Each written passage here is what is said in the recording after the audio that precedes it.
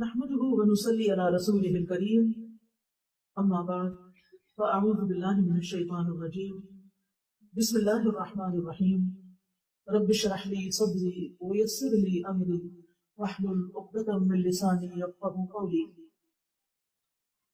مجھ سے کہا گیا ہے کہ آج میں رمضان سے متعلق کچھ بات چیت کروں۔ ہم سب جانتے ہیں کہ اللہ سبحانہ وتعالیٰ نے ہم پر رمضان کے روزے فرض کیے ہیں۔ روزہ ایک فرض عبادت ہے جو کہ ہر سال ہم رمضان کے مہینے میں رکھتے ہیں، اور رمضان کے آنے سے پہلے اس کی تیاری کرتے ہیں، ذہنی طور پر، عملی طور پر اس کا انتظار کرتے ہیں، اس کا استقبال کرتے ہیں۔ جیسے کوئی بھی کام ہوتا ہے، اہم کام ہماری زندگی میں ہوتا ہے، تو ہم اس کا استقبال کرتے ہیں، اس کی تیاری کرتے ہیں۔ کوئی شادی ہو، کسی مہمان نے آنا ہو، کوئی پروگرام ہو، تو ہم پہلے اس کی تیاری کرتے ہیں۔ اگر ہم تیاری نہ کریں تو پھر کیا ہوگا؟ سخت پریشانی ہوگی، افراتفری ہوگی، سکون سے آپ وہ کام کر نہیں سکیں گے۔ دو طرح کے مہمان ہوتے ہیں نا، ایک وہ مہمان ہوتے ہیں جو بتا کے آتے ہیں، تو آپ ان کے آنے سے پہلے خود بھی تیار ہو جاتے ہیں، گھر بھی صاف ستھرا کر لیتے ہیں، کھانا بھی تیار کر لیتے ہیں، اور پھر خوشی خوشی ان کو ویلکم کرتے ہیں۔ آپ کو ان کے آنے کا انتظار ہوتا ہے۔ لیکن کچھ مہمان ایسے ہوتے ہیں کہ جو اچانک آ جاتے ہیں، سرپرائز دیتے ہیں۔ وہ سمجھتے ہیں کہ ہم بڑی اچھی بات کر رہے ہیں، دوسرے کو خوش کریں، لیکن ان کے آنے پر کیا ہوتا ہے؟ جو اچانک آتے ہیں، آپ پتہ نہیں کہ سولیے میں، ہو سکتا ہے کہ سلیپنگ سوٹ میں ہو، رات کے کپڑوں میں ہو سکتا ہے کہ ابھی گھر کی صفائی نہ شروع ہوئی ہو سکتا ہے کہ آپ کے کھانے کی چیز بھی نہ ہو، گروسری بھی نہ ہو، تو آپ کو ایسا مہمان پھر کیسے لگے گا؟ آپ اس کے آنے پر خوش نہیں ہوگے، آپ اس کا حق ادا نہیں کر سکیں گے، آپ اس کا اکرام نہیں کر سکیں گے، اس کو عزت نہیں دے سکیں گے جو اس کو ملنی چاہیے۔ اس میں آپ کا قصور نہیں، قصور اس مہمان کا جو بغیر بتائے آیا ہے۔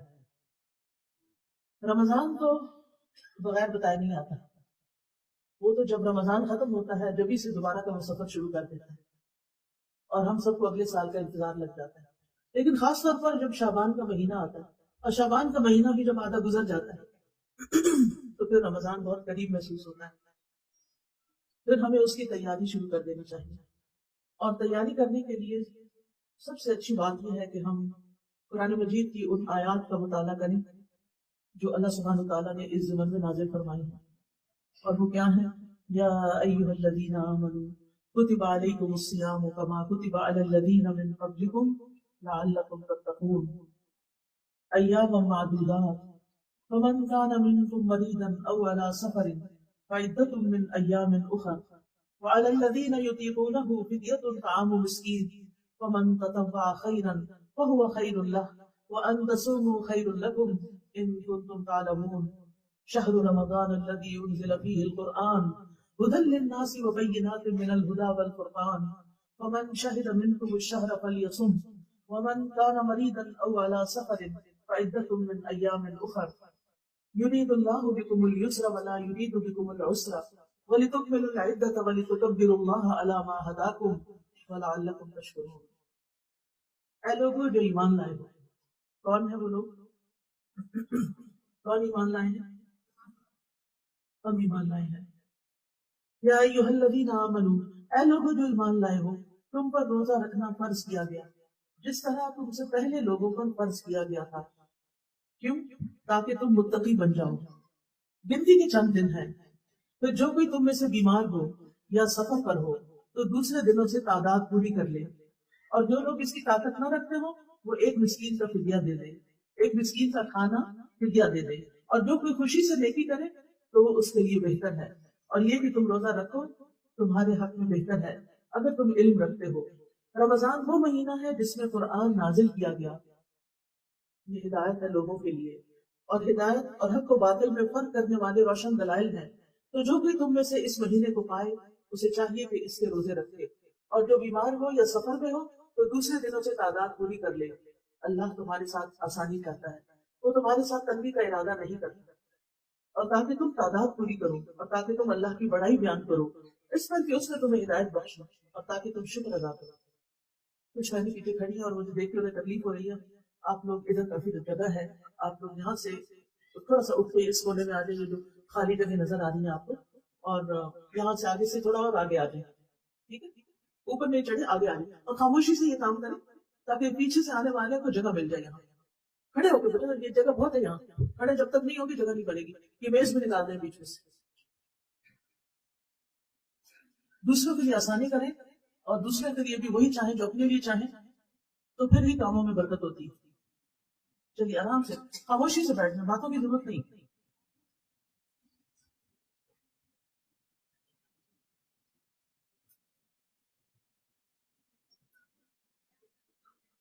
چلیے بیٹھ جائیں، باہر کا دروازہ کھول دیجیے تاکہ ہم سنا.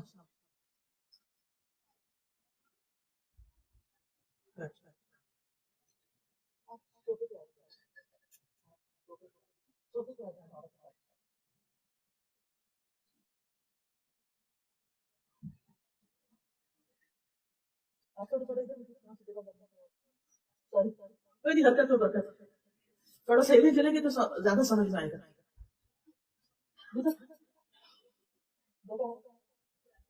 یا ایھا الذین آمنوا تفسحوا فی المجالس یفسح اللہ لکم. اے لوگ جو ایمان لائے ہو، مجالس میں کشادگی پیدا کرو، اللہ تعالیٰ تمہارے لیے کشادگی پیدا کرے. تم دوسروں کے لیے دل کھلے رکھو. جو شخص زندگی میں آسانی چاہتا ہے اسے ہمیشہ دوسروں کو آسانی دینی چاہیے. اللہ سبحانہ تعالیٰ ہمیں آسانیاں دینے والا بنائے. تو ہم بات کر رہے تھے کہ اللہ سبحانہ تعالیٰ خطاب فرما رہے ہیں ایمان والوں سے، یا ایھا الذین آمنوا، اے لوگوں جو ایمان لائے ہیں. جب کوئی آپ کا نام لے کے آپ کو بلاتا ہے تو آپ کیا کرتے ہیں؟ آپ کو جواب دینا چاہیے کہ نہیں دینا چاہیے؟ دینا چاہیے. اور اللہ سبحانہ تعالیٰ آپ کو ایمان کے واسطے سے یا ایمان کے آپ کے تعلق سے آپ کو پکار رہے ہیں. یا ایھا الذین یا ایھا الذین آمنوا، اے لوگوں جو ایمان لا چکے ہو. تو اس سے دل میں ایک بات تازہ ہو جاتی ہے کہ الحمدللہ ہم بھی ایمان والے ہیں. اب اس ایمان کا تقاضا کیا ہے؟ اس ایمان کی وجہ سے کرنا کیا ہے؟ جو حکم اس آیت میں دیا جائے گا اس کو ہم نے ماننا ہے. اور وہ حکم کیا ہے؟ کتب علیکم الصیام، تم پہ روزے لکھ دیے گئے ہیں، فرض کر دیے گئے ہیں. یعنی یہ ایک ایسی عبادت ہے جو فرض کے درجے میں ہے، اور جو عبادت فرض ہوتی ہے اس کو ہر صورت پورا کرنا ہوتا ہے. اس میں پھر اپنی مرضی نہیں ہوتی، اپنی چوائس نہیں ہوتی. یعنی ہر حال میں اس حکم کو پورا کرنا ہے. اور پھر ہم دیکھتے ہیں کہ جتنی بھی عبادات ہیں ہماری، اللہ تعالیٰ نے ہمیں اس لیے پیدا کیا، اپنی عبادت کے لیے. تو سب کو پتا ہے نا کہ اس دنیا میں ہم اللہ کی عبادت کے لیے آئے ہیں. عبادت کیا ہوتی ہے عام معنوں میں؟ ہر وہ بات، ہر وہ کام جو اللہ تعالیٰ کی مرضی، اللہ تعالیٰ کی پسند کے مطابق کیا جاتا ہے وہ عبادت بن جاتا ہے. اللہ تعالیٰ ہم سے یہ چاہتے ہیں کہ ہم اپنی ساری زندگی میں اللہ تعالیٰ کی عبادت کرتے رہیں. یعنی اب جو بھی کوئی کام کرے اس میں نیت بھی اچھی رکھے، اچھی نیت سے کرے، اللہ کی رضا کے لیے کرے. اور دوسرے یہ کہ اس کا طریقہ بھی صحیح رکھے، اور خاص طور پر وہ عبادات جو اس نے فرض کی ہیں ان کو سنت کے مطابق کرے. تو اس طرح یہ عبادت، یعنی یہ کام عبادت بن جاتا ہے. تو اللہ تعالیٰ نے ہمیں جو مختلف عبادات کرنے کو کہا گیا ہے تو اس میں ہم دیکھتے ہیں کہ کچھ عبادتیں صرف مال سے تعلق رکھتی ہیں، جیسے زکوٰۃ، عشر. کچھ صرف بدن سے تعلق رکھتی ہیں جیسے نماز. کچھ ان دونوں سے تعلق رکھتی ہیں. اچھا، بدن سے جو تعلق رکھتے ہیں سو روزہ بھی آ جاتا ہے جی. اور کچھ میں بدن اور مال دونوں لگتا ہے، اور وہ کیا ہے؟ اچھا ٹھیک ہے. کچھ عبادات ایسی ہوتی ہیں جن میں صرف رک جانا ہے، اسٹاپ، ادھر ہی رک جاؤ، کھڑے ہو جاؤ، آگے نہیں جانا. تو پھر ہمیں کیا کرنا پڑتا ہے؟ رکنا پڑتا ہے. روزے میں کیا کرنا پڑتا ہے؟ رکنا پڑتا ہے. کس کس چیز سے رکنا ہوتا ہے؟ کھانے پینے سے رک جانا ہے، اور جنسی خواہشات کے پورے کرنے سے رک جانا ہے، اور زبان کے غلط استعمال سے رک جانا ہے. جو پہلی دو چیزوں سے بھی زیادہ مشکل کام رکنے کا. میں بات کر رہی تھی نا کہ اللہ تعالیٰ خوش ہوتا ہے ان کاموں سے جن کے کرنے کا اس نے ہمیں حکم دیا، اور ان چیزوں سے رک کر جن سے اس نے رکنے کا حکم دیا۔ تو کچھ لوگ کرنے والے کام کرتے جاتے ہیں لیکن رکنے والے کاموں سے رکتے نہیں ہیں، جیسے جھوٹ بولنا، چغلی کرنا، غیبت کرنا، دھوکہ دینا، جو تجارت ہے اس میں دھوکہ دینا، پیسے زیادہ لے لینا، چیز کم تول کے دینا، خراب چیز بیچ دینا، اور سود کا لین دین، حرام کمائی کے دیگر طریقے کہ لوگوں کو بتانا کچھ اور ان کے ساتھ کرنا کچھ۔ تو بہت سے لوگ اس سے نہیں رکتے۔ آج آپ دیکھیں کہ ہم ایک اسلامی ملک ہیں اور اسلام کے نام پر یہ ملک لیا گیا تھا، لیکن ہم خود ہی اسلام کا مذاق اڑا رہے ہیں۔ ہم اپنے آپ کو مسلمان کہتے ہیں لیکن جو کچھ ہماری کتاب کہتی ہے ہم اس کے مطابق کرتے نہیں ہیں، اور جن چیزوں سے ہماری کتاب ہمیں روکتی ہے وہ ہم اس سے رکتے نہیں ہیں۔ ہماری گھریلو زندگی ہو، ہماری معاشرتی زندگی ہو، تو پھر ہم کس چیز کے مسلمان ہیں؟ پھر تو ہم نے اللہ تعالیٰ کی مرضی کے مطابق زندگی نہ گزاری، ہماری عبادتوں میں خلل آ گیا۔ تو روزہ ان عبادتوں سے متعلق ہے جن میں انسان کو رک جانا ہوتا ہے، اور اس میں انسان کا ایک امتحان ہوتا ہے۔ کچھ لوگوں کے لیے مال خرچ کرنے کی بجائے جسمانی کام آسان ہوتا ہے، مال دینا انہیں مشکل ہوتا ہے۔ کچھ لوگ اس کے اپوزٹ ہوتے ہیں،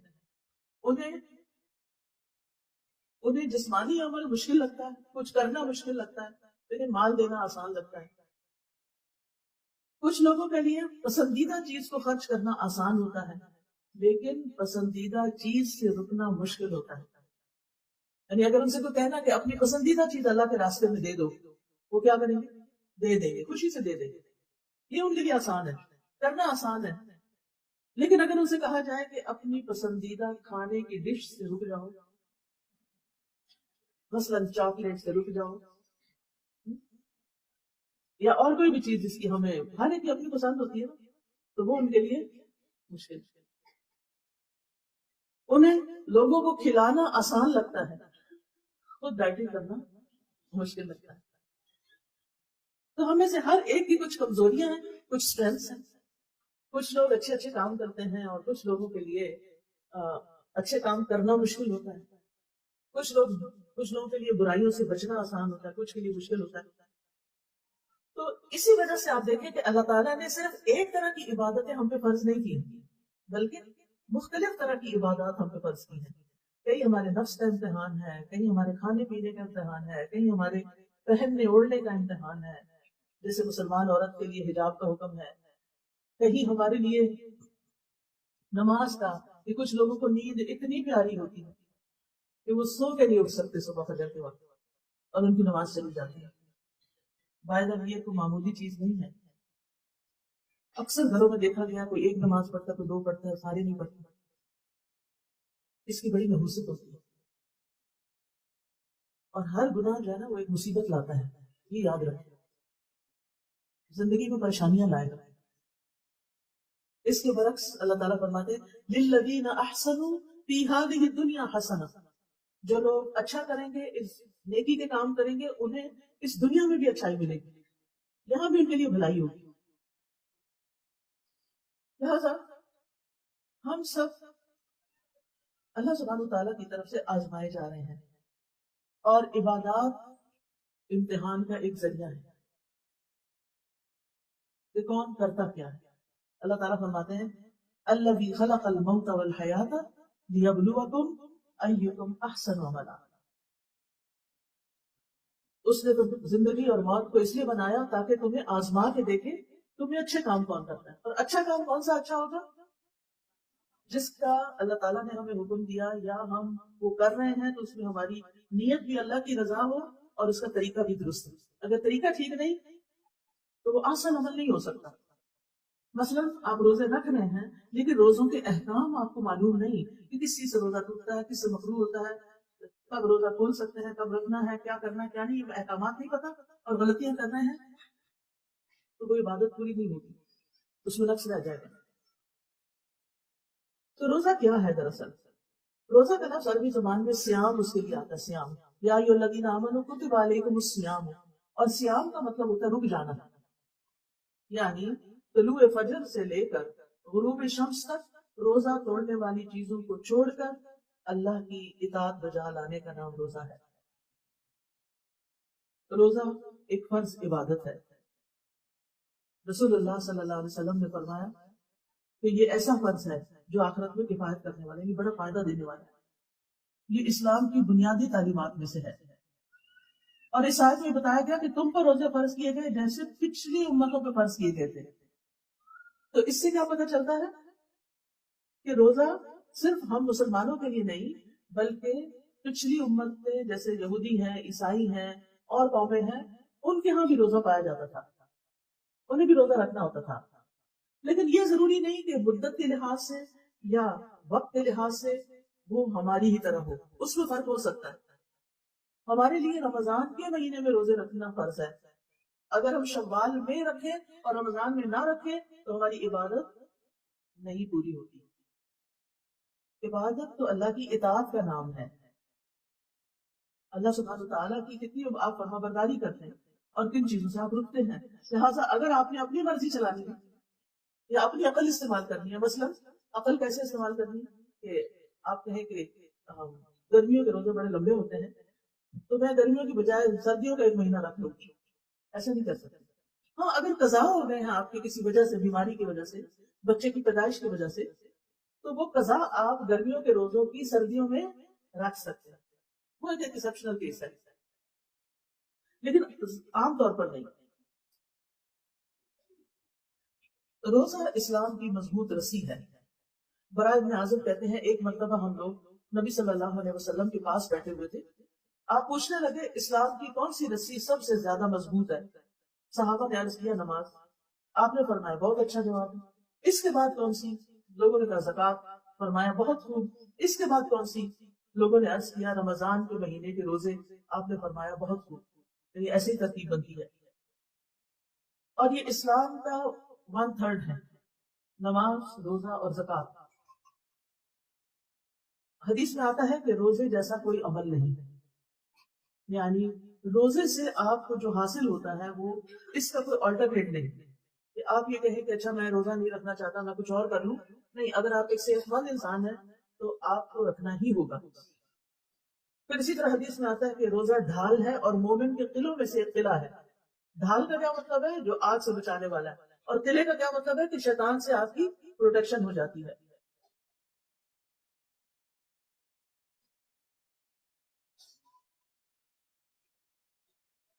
جابر رضی اللہ عنہ سے مروی ہے کہ نبی صلی اللہ علیہ وسلم نے فرمایا بے شک روزہ تو ایک ڈھال ہے جس کے ذریعے بندہ جہنم سے اپنا بچاؤ کرتا ہے، جہنم سے بچ جاتا ہے۔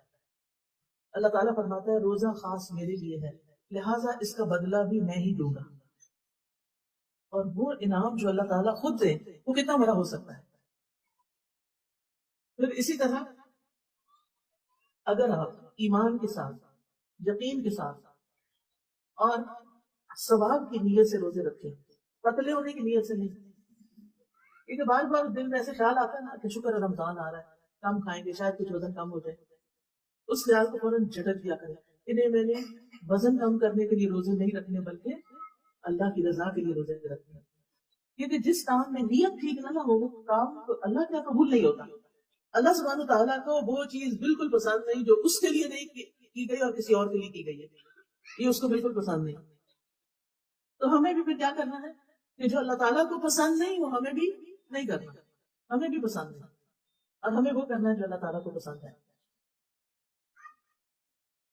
تو جو شخص ایمان کے ساتھ اور ثواب کی نیت سے روزے رکھے گا، ثواب کی نیت کرنی ہے۔ بعض لوگ کہتے ہیں کہ ثواب کی نیت کا کیا مطلب ہے، ہم بس اللہ کا حکم اس لیے کر رہے ہیں، لیکن ہمیں حدیث خود بتایا گیا ہے من صام رمضان ایمانا واحتسابا غفر له ما تقدم من ذنبه، جو شخص ایمان اور احتساب کے ساتھ روزے رکھتا ہے، یعنی جس چیز کا وعدہ کیا گیا ہے اس کی تصدیق کرتے ہوئے، تو اللہ تعالیٰ اس کو اجر عظیم عطا کرے گا۔ لہذا بہت ضروری ہے کہ ہم ثواب کی نیت ضرور کریں گے، اللہ تعالیٰ مجھے آپ سے اس کا بدلے میں ثواب چاہیے۔ اچھا جب یہ ہوگا نا کہ ثواب ملے گا تو پھر مشکل بھی آسان لگتی ہے، کیونکہ انسان کے اندر یہ ہے نا کہ اگر اس کو کوئی چیز مل جائے یا جس چیز کو وہ چاہتا ہے وہ مل جائے تو پھر اس کے لیے وہ کام کرنا آسان ہو جاتا ہے. اب مثال کے طور پر آپ دیکھیں کہ جتنے بھی لوگ مختلف کام کرتے ہیں، جیسے کوئی بڑھئی ہے، کارپینٹر ہے، فرنیچر بناتا ہے، کتنی محنت لگتی ہے اس میں. اگر اس کو یہ ہو کہ نہ یہ کسی نے خریدنا ہے، نہ اس سے مجھے کچھ وصول ہونا ہے، تو وہ بنائے گا نہیں. اسی طرح باقی بھی سارے کام. لیکن جب ان کو یہ پتا ہوتا ہے کہ میں اچھے سے اچھا بناؤں گا تو اتنے کو بک جائے گا، تو یہ چیز اس کو موٹیویٹ کرتی ہے اور اپنے کام میں خوبصورتی لانے کا فیصلہ کر لیتا ہے انسان. جب ہمارے دل میں یہ ہوگا کہ یہ اللہ کے لیے میں کر رہی ہوں اور اللہ نے مجھے اس پہ اجر دینا ہے، تو پھر میں اس روزے کو سنبھالوں گی بھی. اچھا کیسے سنبھالیں گے روزہ اپنا؟ ہاتھ کھڑا کر کے بتائیں کہ روزہ کیسے سنبھالیں گے. جی آپ ہاں. جن چیزوں سے منع کیا گیا ہے ان سے روک کر، مثلاً کس چیز سے منع کیا گیا؟ جی آپ بتا. جی زبان کے جتنے بھی گناہ ہیں. اس رمضان اگر آپ کو یہ لیکچر یاد رہے کہ ہم گئے تھے ایک استقبال رمضان کا لیکچر سننے، اور اس میں ہمیں ایک نصیحت کی گئی تھی، اور وہ میری نصیحت آپ سب بہنوں کے لیے، اپنی زبان کی حفاظت کرنی. پورا مہینہ اپنے اوپر سخت چیک رکھنا ہے کہ میں نے کسی سے سخت بات نہیں کرنی، میں نے کسی سے لڑائی نہیں کرنی، میں نے کسی کا دل نہیں دکھانا، میں نے کسی کا مذاق نہیں اڑانا. یہ سب کچھ کس سے ہوتا ہے؟ زبان سے ہی ہوتا ہے. میں نے کچھ ایسا کام نہیں کرنا. بعض اوقات ایسا ہوتا ہے کہ آپ نہیں کرتے لیکن دوسرے آپ کو ٹریگر کر دیتے ہیں. بچے خاص طور پر ہماری کمزوری، ان کے ساتھ ہم بہت زیادتی کرتے ہیں. اور رمضان میں کبھی ان کو روزہ رکھا لیں تو اور کام کرتے ہیں، کب کھلے گا کب کھلے گا، اور آپ کو جواب نہیں ہوتا. تو آپ نے اس پورے رمضان پورے مہینے اس بات کی ٹریننگ لینی ہے اپنے استاد آپ بن کے کہ میں نے منہ نہیں کھولنا. میں نے اس رمضان غیبت چھوڑ دینی ہے. میں نے اس رمضان بچوں کو ڈانٹنا چھوڑ دینا ہے. میں نے اس رمضان اپنے ہسبینڈ کے ساتھ بدتمیزی نہیں کرنی. کیونکہ بعض خواتین ہوتی ہے نا، وہ بہت چڑھ چڑھ کے بولتی ہیں. اب آپ ایک طرف نماز اور تہجد اور پتہ نہیں کیا اور درس بھی دینے جاتے ہیں، الہدا میں کام کرتے ہیں، لیکن ہسبینڈ کے ساتھ ایک سیدھے منہ بات نہیں کرتے، تو پھر یہ نیکی نیکی ہے. تو رمضان ایک تربیت کا مہینہ ہے ہم سب کے لیے، میرے لیے بھی آپ کے لیے. یہ جو چھوٹی چھوٹی باتیں میں مثالیں دے رہی ہوں آپ کو، جس کی عام طور پر کمپلینٹس آتی رہتی ہیں، تو مثالیں دے رہی ہوں. اب اگر ایک مہینہ آپ نے چغلی نہیں کی، جھوٹ نہیں بولا، بدتمیزی نہیں کی، بچوں کو نہیں ڈانٹا، تو کیا ہوگا مہینے کے بعد؟ آپ کی اصلاح ہو چکی ہوگی. اور یہی اصل مقصد ہے اللہ تعالیٰ کا کہ روزے کس لیے فرض کیے جا رہے ہیں؟ لعلکم تتقون. تتقون کا لفظ کس سے نکلا ہے؟ تقوی سے، وقایا سے. وقایا کا مطلب ہوتا ہے بچاؤ کرنا، بچنا، پرہیز کرنا، چھوڑ دینا. تو رمضان میں ہم اللہ کے حکم سے حلال چیزیں بھی چھوڑ دیتے ہیں. ایسا ہی ہے، کھانا حلال ہوتا ہے ہمارے فریج میں رکھا ہوا، ہم آرام نہیں لاتے، ہم چھوڑ دیتے ہیں. اور پھر باقی ریلیشن بھی، لیکن حرام چیزیں پھر کیوں کنٹینیو کرتے ہیں؟ جھوٹ بولنا حلال ہے کہ حرام؟ اسی لیے نبی صلی اللہ علیہ وسلم نے فرمایا کہ جس نے روزہ رکھ کر جھوٹ بولنا اور اس پر عمل کرنا نہ چھوڑا، اللہ تعالیٰ کو اس کی کوئی ضرورت نہیں کہ کوئی انسان بھوکا پیاسا رہے، سارا دن بھوک پیاس رکھے کسی بار روزے سے. تو انشاءاللہ اگر آپ کو یہ لیکچر یاد رہے تو آپ نے اس سال اپنے رمضان میں خاص طور پر زبان کی حفاظت کی پریکٹس کرنی ہے، اور اپنے آپ کو مجبور کرنا ہے کہ نہیں. کیونکہ بعض اوقات ایسا ہوتا ہے نا کہ کوئی بات ہمیں ایسی کر جاتا ہے کہ ہمارا دل چاہتا ہے ہم اسے ٹکا کے جواب دیں، اور ہمارے پاس جواب ہوتا ہے. ایسا نہیں کہ جواب نہیں ہوتا. پھر ہم کیوں رک جاتے ہیں؟ روزہ رک جانے کا نام ہے. میں کھانے پینے سے رکی ہوئی ہوں، مجھے لڑائی سے بھی رکنا ہے، مجھے آگ بھڑکانے سے بھی رکنا ہے، مجھے فساد کریٹ کرنے سے بھی رکنا ہے. ٹھیک ہے. ایک اور چیز جو میں آپ کو تاکیدن کہہ رہی ہوں، اس ثواب کی نیت سے روزہ رکھنا ہے کہ ہمیں اس پر ثواب ملے گا. کیونکہ روزے کا اجر اللہ کی ذمہ ہے، اور اللہ سبحانہ تعالیٰ کتنا دے گا بندے کو؟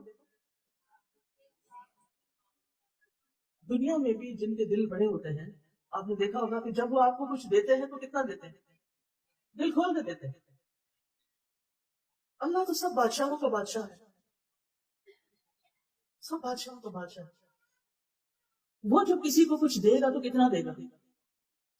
انگنت، اور اتنا خوبصورت کہ آپ سوچ ہی نہیں سکتے، اور وہ آپ کے دل کو بھی اچھا لگے گا۔ ایسے دنیا میں ایک کم از کم میرے ساتھ ہوتا ہے، جب میں کوئی بہت خوبصورت، بہت قیمتی، بہت ایسی چیز دیکھتی ہوں تو مجھے گھبراہٹ ہوتی ہے۔ کیوں گھبراہٹ ہوتی ہے؟ یہ اتنی مہنگی، اتنی زیبت والی، میرا خیال ہے میں نہ استعمال کروں، میرے مزاج کے خلاف۔ یہ دنیا میں ہم ایسے لوگ ہیں کہ جن چیزوں پہ بعض اوقات خوش ہوتے ہیں لوگ، ہم اس میں بھی خوش نہیں ہو سکتے۔ اس کے پیچھے بھی وجوہات ہوتی ہیں۔ انسان سوچتا ہے کہ یہ دنیا کی اٹریکشن اگر میں اس میں پڑ گئی تو پھر اس کی کوئی حد لمٹ نہیں ہے، پھر انسان اسی راستے پہ آگے اور سے اور آگے چل پڑتا ہے۔ لیکن جب آپ بڑے سے بڑا بھی گھر بنا لیتے ہیں اور بڑے سے بڑی چیزیں اکٹھی کر لیتے ہیں اور سارا دن انہی کی خاطر میں لگے رہتے ہیں، اور اگر آپ سے کہا جائے آئیں دورہ قرآن میں چلے تو آپ کہتے ہیں وقت نہیں ہے، کوئی گھر کے کام بہت ہے۔ ٹھیک ہے، میں مانتی ہوں گھر کے کام بہت ہے، گھر کے کچھ کام تو ضروری ہے، کرنا ہی چاہیے، لیکن ہم نے گھروں میں کچھ غیر ضروری کام بھی ڈال رکھے ہیں جس کی وجہ سے ہمارا ایک بڑا وقت ان میں چلا جاتا ہے۔ آپ گھر میں جتنے زیادہ ڈیکوریشن پیس رکھیں گے اتنا زیادہ آپ کو صفائی کے لیے ٹائم چاہیے ہوگا، اتنی زیادہ آپ کو ان کی کیئر کرنی ہوگی۔ ایک چیز ہے تو ایک کی حفاظت کرنی پڑے گی، دو ہے تو دو کی کرنی پڑے گی، تین ہے تو تین کام بڑھ گیا، کم ہوگا تو کم۔ آج میری کسی سے بات ہو رہی تھی،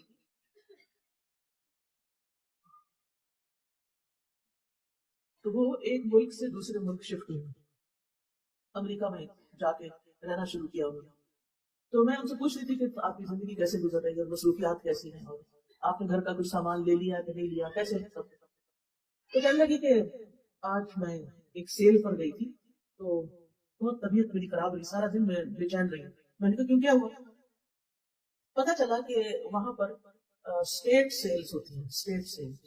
اسٹیٹ سیل یہ ہوتی ہے کہ جب کوئی ایسا شخص فوت ہو جاتا ہے جس کے کوئی انہیریٹنس نہیں ہوتے، یعنی مثلاً اس کے بچے نہیں ہیں یا کوئی ریلیٹو نہیں ہے کہ جو اس کا سامان لے لے۔ ہمارے یہاں تو یہ ہوتا ہے نا کہ باپ فوت ہوتا ہے تو سب چیزیں بچوں میں تقسیم ہو جاتی ہیں، اور اگر صحیح نہ تو لڑائیاں بھی ہوتی ہیں۔ یہاں تو یہ حالات ہے۔ وہاں کیا حالات ہے؟ وہاں لوگ عام طور پر بچے پیدا کرنا پسند نہیں کرتے، وہ کہتے ہیں ہماری عیش و عشرت میں خلل آتا ہے۔ ہم نے زندگی میں جو اپنے گولز اور ایمز بنائے ہوئے تو ہمیں بچے نہیں چاہیے، چائلڈ فری لائف، آزاد، ہم عیاشیاں کرتے ہیں، حتیٰ کہ شادی بھی نہیں کرنا چاہتے۔ آپ کو پتہ نہیں عزت تو نہ ہو، وہ کہتے ہیں میں مفت میں لڑکیاں مل جاتی ہیں، ہمیں کیا ضرورت ہے کہ ویڈ لاک کہتے ہیں، شادی کو کہتے ہیں ویڈ لاک، کہ آپ کے اوپر کوئی لاک لگ گیا کہ آپ بس ایک عورت کے ساتھ زندگی بسر کر سکتے ہیں۔ کرسچینٹی میں ویسے بھی ہے نا کہ ایک ہی شادی کر سکتے ہیں، اور پھر طلاق بھی نہیں ہے، اور وہ مسائل الگ ہیں۔ تو وہ انہوں نے کیا ڈیسائیڈ کیا، شادی نہ کرو، اور پھر کیا کرو، ویسے ہی کسی کے ساتھ رہتے رہو۔ اب بہت سے مسلمان بچے بھی ایسے ہیں کہ جو جن کے ماں باپ کو 30 سال 40 سال پہلے یہاں سے گئے اور اب ان کے جوان بچے ہیں، اب وہ بھی اس طرح کی لائف سٹائل پسند کرنے لگے ہیں، دیکھا دیکھی اپنے دوستوں کو ادھر ادھر۔ اب وہ کیا کرتے ہیں، اپنا اپارٹمنٹ لے لیتے ہیں، اکیلے رہتے ہیں۔ اب ہر ایک انسان ہے، اب ایک جوان مرد ہو، بہت سا کماتا بھی ہو، سب کچھ ہو اس کے پاس، تو آپ کا کیا خیال ہے کہ وہ کوئی راہب کی زندگی بسر کرے گا؟ شادی اس نے نہیں کی، کوئی راہب بن کے رہے گا، مونک بن کے رہے گا؟ نہیں، وہ حرام راستے اختیار کرے گا، اور لوگ کرتے ہیں۔ اب شادی کی ضرورت نہیں، کیونکہ حرام کو آزادی ہے، جس کو چاہو اپنا پارٹنر بنا لو اور جتنے دن چاہو رہو، جب دل بھر جائے تو چھٹی نکالو اس کو یا خود نکل جاؤ، موو آؤٹ، اس لائف سے موو آؤٹ۔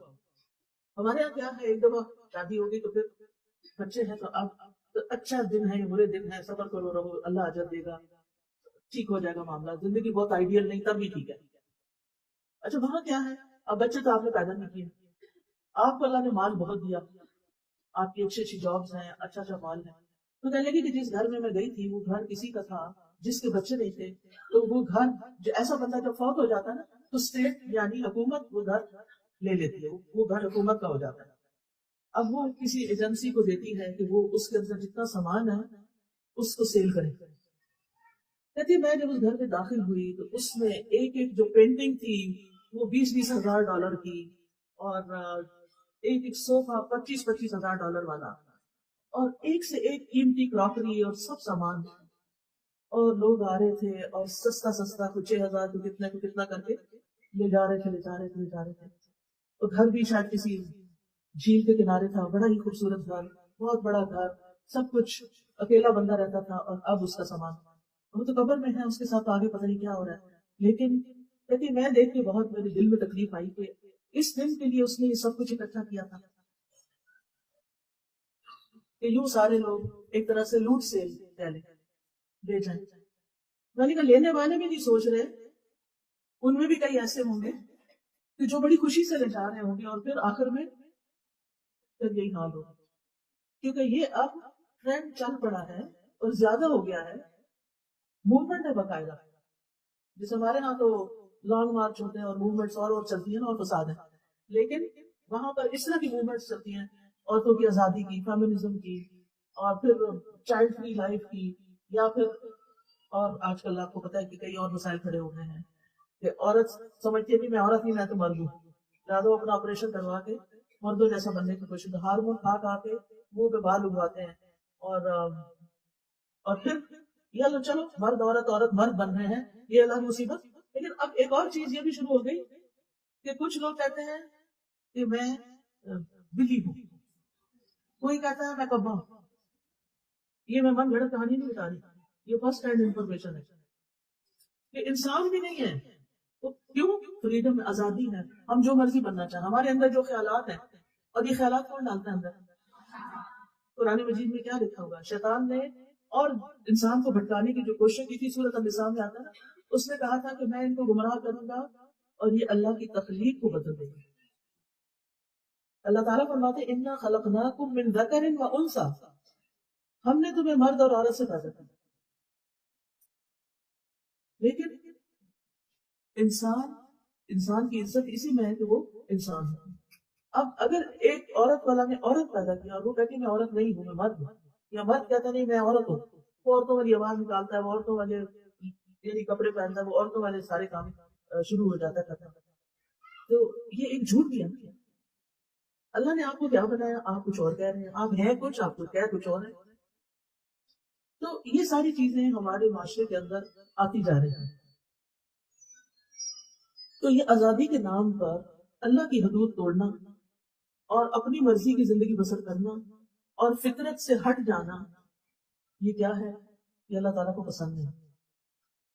ہم سب اپنی اپنی جگہ اللہ سے دعا کریں کہ اللہ تعالیٰ ہماری زندگی میں جو بھی ایسی کوئی سوچ ہے جو سیدھے رستے سے ہٹی ہوئی ہے، مغضوب علیہم والضالین والی سوچ ہے، اللہ تعالیٰ میری اس سوچ کو بدل دے. شیطان کے جو وسوسے میرے دل میں آتے ہیں، اللہ مجھے ان سے نجات دے، کیونکہ وہ سب سے بڑا دشمن ہے. رمضان میں شیطان نے قید ہو جانا ہے. آپ کو 1 مہینے کے لیے چھٹی ملنے والی ہے شیطان سے. اس میں آپ اپنے آپ کو ریویو کر سکتے ہیں، اپنا ایمان بڑھا کے، اپنی غلطیوں، اپنے گناہوں کی توبہ کر کے، اپنی بری عادتوں کو چھوڑ کے، وہ چیزیں زندگی میں جو آپ کو نقصان دیتی ہیں دنیا کے لحاظ سے، دین کے لحاظ سے، ان سب چیزوں کو آپ نے کیا کرنا؟ اپنی زندگی سے نکالنا. لعلکم تتقون، تاکہ تم بچ جاؤ. کس سے؟ اللہ کی نافرمانی سے. کس سے؟ عذاب سے. روزہ آ رہا ہے تمہیں بچانے کے لیے. دوسرے لفظوں میں آپ یہ کہہ سکتے ہیں رمضان آ رہا ہے تبدیلی لانے کے لیے. آپ کے اندر ایک چینج آنا چاہیے. آپ کو اپنا ایک ٹارگٹ سیٹ کرنا چاہیے کہ آپ رمضان سے پہلے جو کچھ ہے وہ رمضان کے بعد نہیں ہوں گے. آپ انشاءاللہ ایک نئے انسان بنیں گے اور اپنی بری عادتیں چھوڑنے پر صبر کریں گے. اس صبر پر بھی اجر کا نیت رکھنی ہے آپ نے. کیسے؟ انما یوفی الصابرون اجرهم بغیر حساب. اس صبر کرنے والوں کو ان کا اجر بے حساب ملے گا. بے حساب، یعنی جس کو وہ سوچ ہی نہیں سکتے اتنا کچھ مل جائے گا ان کو. اور دینے والا کون ہے؟ اللہ تعالیٰ. کیا اللہ تعالیٰ اپنا وعدہ پورا نہیں کرے گا؟ ضرور کرے گا. تو اس لیے آپ نے خوشی خوشی روزے رکھنے ہیں، خوشی خوشی گناہ چھوڑنے ہیں، خوشی خوشی بری عادتیں چھوڑنی ہیں، اجر کی نیت رکھنی ہے، ثواب کی نیت رکھنی ہے، اللہ کے قرب کی نیت رکھنی ہے، اللہ تعالیٰ سے اپنے دل کی باتیں کرنی ہے. یہ جو دنیا کی چیزیں نا یہ اللہ اور ہمارے بیچ میں رکاوٹ پیدا کر دیتی ہے. یہ ہمارا امتحان ہے. جب سارا دن کھانا پینا کوئی نہیں تو کتنی بڑی مصروفیت کم ہو گئی نا. سارا دن آپ کچن کی نہیں ضرورت، شام افطار سے پہلے آپ جا کے کچھ پکا لیں، یعنی کچھ پکا لیں، کچھ تیار کر لیں تو تھوڑا ٹائم لگتا ہے. ابھی تو کیا ہوتا ہے ہر تھوڑی دیر کے بعد آپ کو بچہ گھس جاتا ہے کچن میں، ایک آ رہا ہے ایک جا رہا ہے، سارا دن کچھ نہ کچھ لگا رہتا ہے.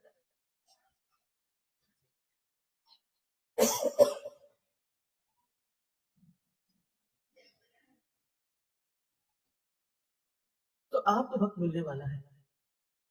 پھر آپ دیکھیں دن کو تو آپ روزہ رکھتے ہیں، رات کو آپ کیا کرتے ہیں؟ قیام، تراویح میں، یا پھر تہجد کے وقت، یا درمیانے حصے میں رات کے، جب آپ کا دل چاہے. ٹارگیٹ یہ سیٹ کریں کہ روز کا کم از کم ایک سپارہ تراویح میں ضرور ہو جائے. یعنی آپ رات کے کسی حصے میں بھی قیام کر سکتے ہیں. عام طور پہ تراویح اس لیے تاکہ رات کا باقی حصہ سو کے آرام سے صبح دوبارہ روزہ رکھ سکے، دن کو کام کر سکے، تو سہولت کے لیے. ورنہ یہ فرض نہیں ہے کہ عشاء کی نماز کے ساتھ ضرور پڑھی. اگر آپ پڑھ سکتے ہیں تو بہت ہی اچھا، اگر نہیں پڑھ سکتے تو آپ سو کے دوبارہ اٹھیں. لیکن اگر آپ کو ڈر ہے کہ میں اٹھ ہی نہیں سکوں گی تو بہتر ہے سب کے ساتھ پڑھ. سب کے ساتھ پڑھنا آسان ہوتا ہے. جب انسان دیکھتا ہے یہ بھی اتنے اچھے پڑھ رہے، یہ بھی پڑھے، میں کیوں بیٹھی ہوں، میں کیوں سو رہی، میں کیوں آرام کر رہی. اجتماعیت میں بڑی برکت ہے. اکیلے روزہ رکھنا رمضان کے بعد کتنا مشکل ہوتا ہے، لیکن رمضان میں سارے رکھ رہے ہوتے ہیں تو سب کے ساتھ آسان ہوتا ہے. اکیلے رات کو تہجد اٹھ کے پڑھنا مشکل ہوتا ہے، لیکن جب ساری تراویح پڑھ رہے ہوتے ہیں تو عادت پڑ جاتی ہے، آسانی ہو جاتی ہے. تو آپ دیکھیے کہ رمضان میں نا روزہ جو ہے نا یہ آپ کے اور آپ کے رب کے بیچ میں ایک راز بھی ہے. راز بھی ہے. کسی کو نہیں پتا کہ آپ نے روزہ رکھا ہوا ہے یا نہیں رکھا ہوا. ویسے سب کہیں گے ہاں آپ روزے سے ہیں، لیکن اگر آپ نے نہیں رکھا تو کسی کو بھی نہیں پتا. آپ چھپ کے کچھ کھا لیتے ہیں، کسی کو نہیں پتا. لوگوں کی نظر میں آپ روزہ دار ہیں لیکن اصل میں آپ نہیں ہیں. تو یہ کیا ہے؟ روزہ آپ کے اور رب کے بیچ میں ایک راز ہے. آپ صرف اللہ کے لیے روزہ رکھتے ہیں. الصوم لی، اللہ تعالیٰ فرماتے ہیں روزہ میرے لیے ہے. بندے کی عبادت صرف میرے لیے ہے، میں ہی جانتا ہوں کہ وہ روزے سے ہے یا نہیں. لہٰذا آپ نے دن کا کوئی نہ کوئی وقت یا رات کا کوئی نہ کوئی وقت ایسا ضرور نکالے کہ آپ کسی گوشے میں جا کے بیٹھ جائیں، کسی اکیلی جگہ پہ گھر میں. مجھے معلوم ہے بچے ہوتے ہیں، ہسبینڈ ہے، جوائنٹ فیملی سسٹم ہے، بہت سے مسائل ہیں، لیکن پھر بھی کوئی نہ کوئی جگہ آپ کو گوشہ مل جائے. الحمدللہ موسم اچھا ہے، نہ زیادہ سردی ہے نہ زیادہ گرمی. آپ گھر سے باہر نکل کے برآمدے میں بیٹھ سکتے ہیں، سین میں بیٹھ سکتے ہیں. اگر اللہ نے آپ کو لان دیا تو لان میں جا کے بیٹھ سکتے ہیں. اگر یعنی کوئی نہ کوئی گوشہ تلاش کریں، اس میں آپ اللہ سے باتیں کریں، اس میں آپ اپنے لیے دعائیں کریں. آپ کو پتہ ہے روزہ دار کی دعائیں قبول ہوتی ہیں. آپ دعائیں کریں، آپ چپ کے اپنے رب کو پکاریں، آپ رو کے پکاریں، آپ آنکھوں ظاہری کر کے پکاریں. آپ نے اللہ سے قریب ہونے کا ٹارگیٹ رکھنا ہے. ایک ہوتا ہے ہم کتاب کھول لیتے ہیں اور ہم پڑھے جاتے ہیں، دعائیں پڑھے جاتے ہیں. کوئی بیچ میں آگے اس سے بات بھی کرنی، پھر شروع ہو گئے، پھر ادھر ادھر باتوں کر، کچھ اس کو کہا ادھر آؤ تم فلاں یہ کر دو یہ کرو، اور ساتھ دعائیں مانگی. کیا دعائیں مانگنا ہے؟ چلو نہ ہونے سے بہتر ہے، شاید یہ فائدہ دے جائے. لیکن اور کیا کرنا آپ نے؟ اپنی زبان میں اپنے دل. آپ کو پتہ ہے کہ میں جب دلی دعا مانگتی ہوں میں پنجابی میں مانگتی ہوں، کیونکہ وہ ایسا لگتا ہے کہ جیسے وہ مادری زبان ہے، مدر ٹنگ ہے، تو یوں لگتا ہے کہ جیسے نا وہ ایک بالکل جیسے کوئی سچا تعلق ہے. وہ ماں کے ساتھ سب سے زیادہ سچا تعلق ہوتا ہے. تو ماں والی زبان جو ہوتی ہے یا ماں والی جو ماں سے جو بات ہوتی ہے وہ بہت اور طرح ہوتی ہے. اوروں سے ہم اور طرح بات کرتے ہیں، ماں سے اور طرح کرتے ہیں. اللہ سبحانہ وتعالیٰ تو ساری ماں سے بھی زیادہ محبت کرنے والا ہے. تو آپ کے پاس دعاؤں کے کارڈ بھی ہوں، کتابیں بھی ہوں، ایپس بھی ہوں، سب کچھ ہو، لیکن آپ نے اندر سے آپ کو پتہ کیا فیل ہوگا؟ میں جب اس طرح بیٹھتی ہوں نا، میں جب ایسی دعا کرنا تو مجھے اپنے ذہن پہ آگے کئی چیزیں خیالات آ رہے ہوتے ہیں، ہٹانا. تھوڑا ٹائم لگتا ہے اندر جانے، ڈیپ جانے کا. یہ ایسے نہیں آ جائے گا ہاں چلو چلتے پھرتے اللہ سے باتیں کر سکتے ہیں، لیکن آپ تصور میں بیٹھ کے استغفار کرتے اور پھر اللہ سے مانگے اللہ مجھے اپنا قرب دے دے، اپنی محبت دے دے، ایمان دے دے، توکل دے دے، امید دے دے، اپنا خوف دے دے، جہنم سے بچا لے، جنت میں داخل کر، اپنا دیدار عطا کر، اپنی پسند کے کام کرنے کی توفیق دے. اللہ مجھے ہر اس کام سے دور کر دے جو آپ کو پسند نہیں، اور ہر اس کام کو کرنے کی توفیق دے جو آپ کو پسند ہے۔ اللہ میری مشکلات آسان کر دے، اللہ بیماروں کو صحت دے، میرے سارے بہن بھائیوں، دوستوں، رشتے داروں کو جو زندہ ہیں، جو فوت ہو چکے ہیں، اللہ ان سب پر اپنی رحمت نازل کر دے، ان کو بخش دے۔ اللہ مجھے نیکی کے ان کاموں کی توفیق دے کہ جو میں کروں تو آپ راضی ہو جائیں، بس مجھے راستے دکھا دے، آپ مجھے گائیڈ کریں، آپ مجھے راہ دکھائیں، آپ مجھے توفیق دیں، آپ مجھ سے کروا لیں، میں بہت کمزور ہوں، مجھے نہیں کرنا آتا، آپ مجھ سے کرا لیں۔ آپ تھوڑی دیر، کتنی میں نے 2 منٹ بات کی ہوگی بس، تو یہ 2 منٹ آپ نے نکالنے اپنے لیے، باتیں کرنی ہیں اپنے اللہ سے، آرام سے پیار سے آہستہ آہستہ دعائیں کرنی انشاءاللہ تعالیٰ، ٹھیک ہے نا؟ یہ تو میں نے ایسے جو دل میں ابھی کہہ دیا، لیکن اللہ تعالیٰ آپ کو سکھائے گا اور بھی اچھا کہنا۔ عام طور پہ جب ہماری زندگی میں کوئی پریشانی آتی ہے نا تو ہم لوگوں کے پیچھے بھاگتے ہیں، اس کو بتا، اس کو بتا، اس کو بتا، سارا ہم اسی سے نکال کے بیٹھ جاتے ہیں، اور اللہ سے جب دعا مانگتے تو دھیان کہیں اور ہوتا ہے۔ نہیں، جب آپ کے اندر تکلیف آئے، جب آپ کو رونا آئے، جب آپ کو پریشانی آئے، پھر اللہ کو پکارے۔ کسی انسان کو فون نہ کریں، کسی کو میسج نہ کریں، کسی سے مشورے ابھی نہیں کرنے، پہلے اللہ سے بات، پھر مشورہ کریں گے۔ پھر آپ دیکھیے کہ روزہ کبھی کبھی لگنے میں لگتا ہے، آپ سوچیں کہ قبر میں جب اکیلے ہوں گے تو روزہ پروٹیکٹ بھی کرے گا، یہ میں اس دن کے لیے رکھ رہی ہوں، میں اس دن کا سامان تیار کر رہی ہوں، قیامت کے دن بھی سفارش کرے گا، جنت میں لے جانے والا کام، جنت کا مخصوص دروازہ ہے روزہ داروں کے لیے، کیا نام ہے اس کا؟ باب الرجا۔ تو روزے کا جو اصل مقصد ہے نا وہ ہے بچنا، تقویٰ، اور تقویٰ جو ہے نا اعمال کو خوبصورت بنا دیتا ہے، کیونکہ روزہ دار اللہ کی خاطر اپنی من پسند چیزوں کو چھوڑتے ہیں، اپنی محبوب چیزوں کو چھوڑتا ہے۔ روزے میں صرف اللہ کی نگرانی کا احساس ہوتا ہے، روزے میں گناہ کم ہوتے ہیں، نیکیاں زیادہ ہوتی ہیں، پھر اسی طرح انسان اللہ کی نعمتوں کا شکر ادا کرتا ہے، شکر گزار بنتا ہے، نفس کو قابو کرنا آتا ہے، کیونکہ ہمارا نفس جو ہے نا یہ ہمیں کچھ کاموں کا حکم دیتا ہے اور پھر ہم پھسل جاتے ہیں، تو روزے میں یہ بھی قابو ہوتا ہے، انسان کی شہوت ختم ہوتی ہے، شیطان کی طاقت کمزور ہوتی ہے، صحت بھی اچھی ہوتی ہے۔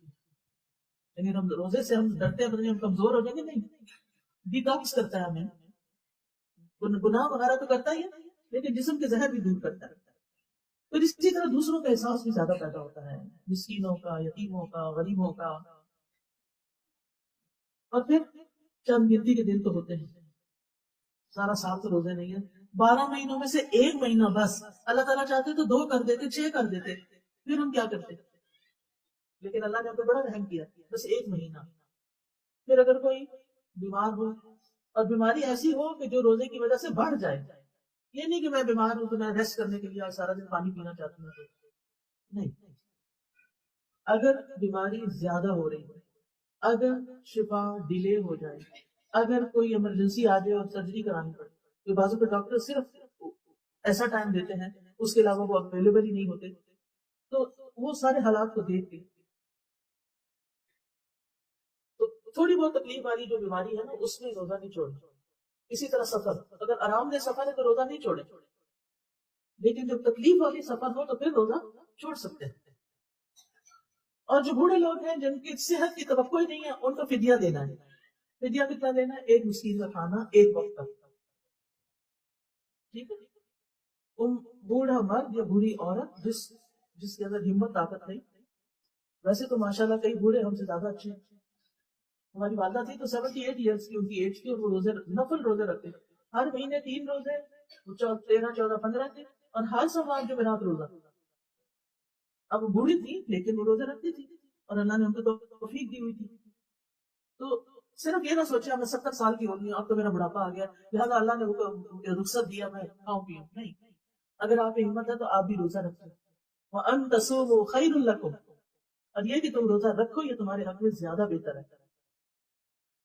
پھر اسی طرح حاملہ اگر روزہ رکھ کے وہ ٹھیک ٹھاک اپنا ڈاکٹر کہتی ہے کہ کوئی کمپلیکیشن نہیں ہے تو وہ بھی روزہ رکھے، لیکن اگر ہے اور بچے کی گروتھ پہ فرق پڑتا ہے تو پھر اس صورت میں روزہ چھوڑ دے، وہ بعد میں رکھتے۔ اسی طرح دودھ پلانے والی اگر بچہ سالڈ فوڈ پہ ہے اور تھوڑا دودھ بھی ساتھ پی رہا ہے تو روزہ رکھ سکتے ہیں، لیکن اگر بچہ ٹوٹلی آپ کے دودھ پہ ڈیپینڈنٹ ہے تو پھر آپ چھوڑ بھی سکتے ہیں۔ پھر یہ بھی ہو سکتا ہے ایک دن رکھیں ایک دن نہ رکھنا، ضروری نہیں کہ سارے چھوڑ دیں.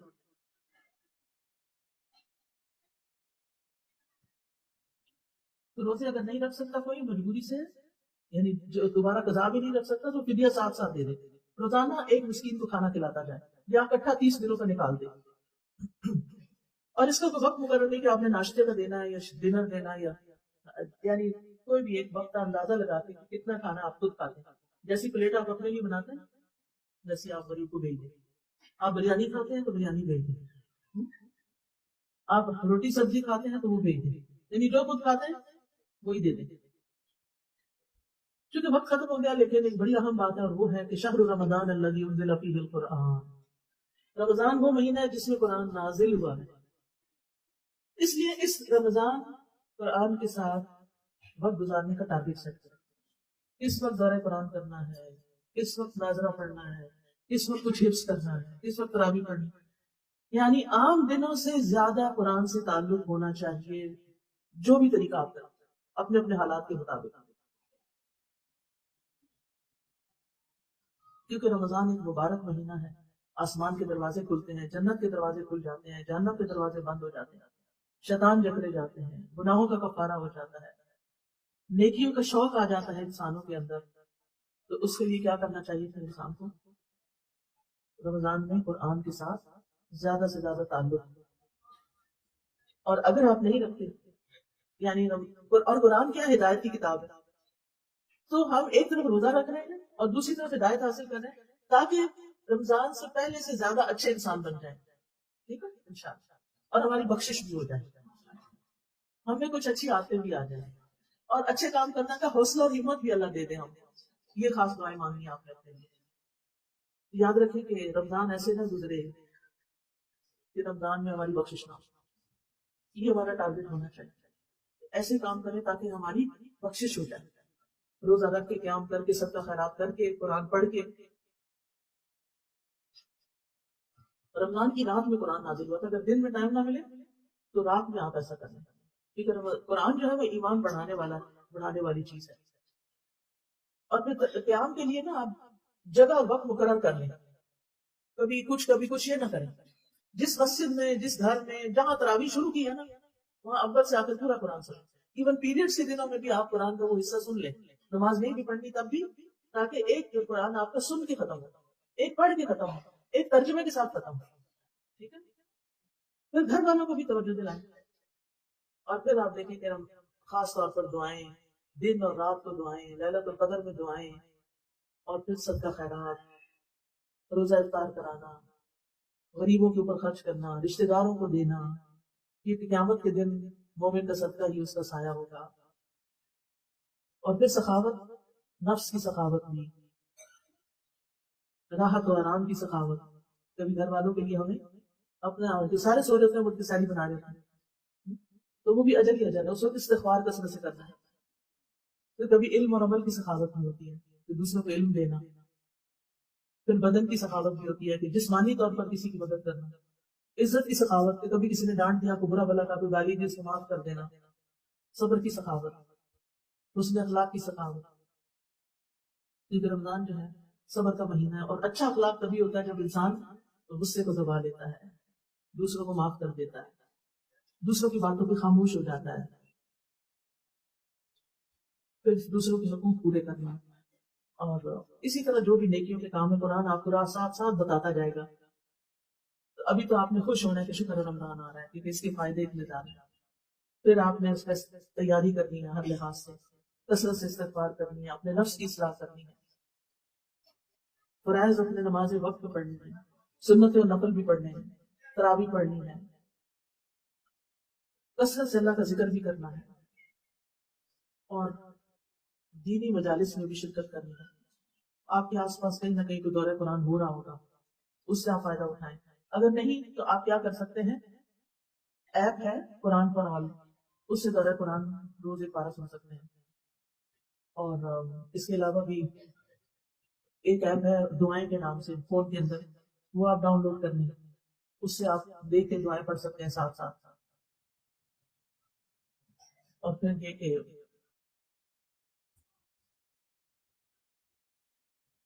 گھر والوں کو بھی اپنے ساتھ لے کے چلیں. اور آخری 10 دن جو ہے نا وہ خاص طور پر آپ نے پہلے سے پلاننگ کر کے رکھنی ہے کہ کس طرح ہم اللہ رب العزت کی زیادہ سے زیادہ عبادت کریں. کیونکہ نبی صلی اللہ علیہ وسلم ان دنوں اپنے کپڑے کس لیتے تھے اور اپنے گھر والوں کو بھی چکاتے تھے اور خود بھی سارے سال سے زیادہ عبادت کرتے تھے. اللہ تعالیٰ نے توفیق عطا فرمائے. وآخر دعوانا الحمد للہ رب العالمین.